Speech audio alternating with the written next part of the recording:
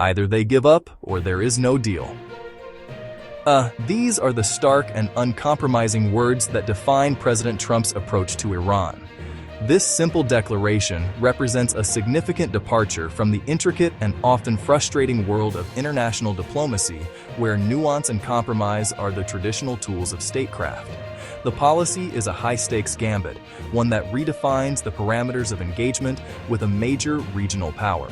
Understanding this position is critical, not just for grasping the future of U.S.-Iran relations, but for appreciating the potential consequences that ripple outward, touching allies, adversaries, the very stability of the Middle East.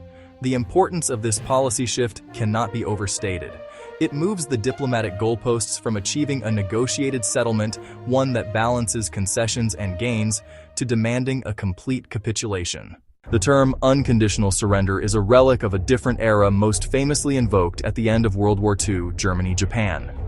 In its purest form, it means the vanquished party lays down its arms and cedes all power to the victor, accepting whatever terms are subsequently imposed without negotiation or protest. The winner dictates the future political structure, legal framework, social order. It is an absolute outcome, leaving no room for face-saving measures or mutual agreements. In the context of the Iran conflict, this would mean Tehran would have to completely dismantle its nuclear program, cease all uranium enrichment, abandon its ballistic missile development, withdraw its support for proxy groups across the Middle East, all without any reciprocal guarantees or concessions from Washington. To understand the current impasse, one must look at the long and tortured history of Iran's nuclear program and its interactions with the West. Iran's nuclear ambitions date back to the 1950s under the Shah, with assistance from the United States as part of the Atoms for Peace program. The 1979 Islamic Revolution transformed this relationship, turning a strategic ally into a determined adversary. For years, Iran's program was clandestine, until it was exposed in 2002, triggering a diplomatic crisis and years of grueling negotiations. The international community, led by the 5 permanent members of the UN Security Council plus Germany, responded with a dual-track approach, imposing punishing economic sanctions while keeping the door open for a diplomatic resolution. This long process culminated in the 2015 Joint Comprehensive Plan of Action, commonly known as the Iran nuclear deal.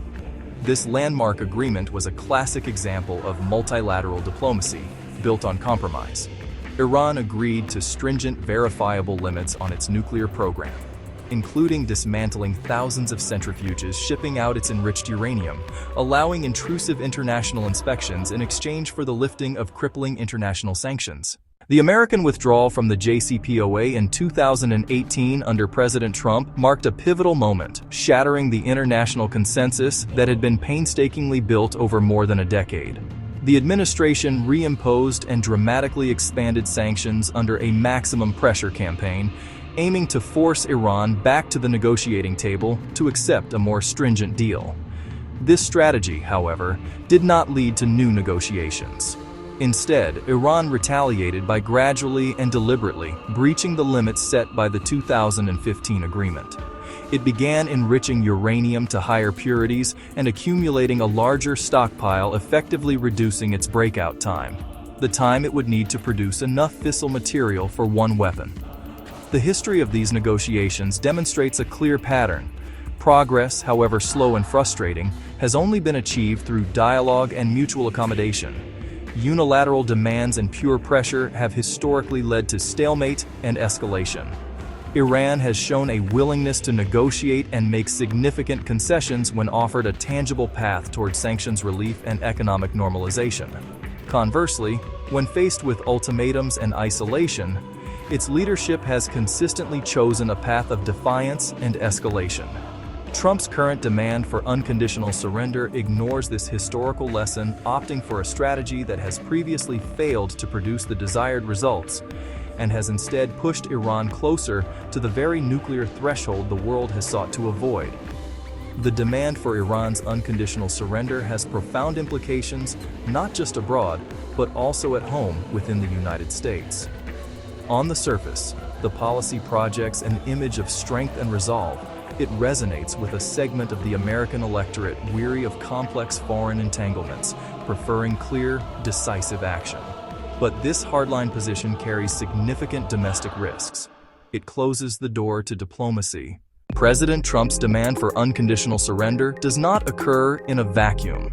It lands on a complex international chessboard. We're co-architects of the 2015 nuclear deal. An American ultimatum that effectively scuttles any chance of negotiation puts these allies in an extremely difficult position.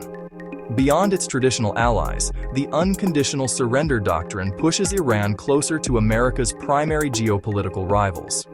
Both Beijing and Moscow are signatories to the original JCPOA. They can position themselves as alternative diplomatic partners. This dynamic accelerates the shift toward a multipolar world. While the demand for unconditional surrender presents a stark and perilous path, it is not the only option available. The most viable alternative is a return to principled, multilateral diplomacy, pressure with a clear off-ramp, and step-by-step reciprocity.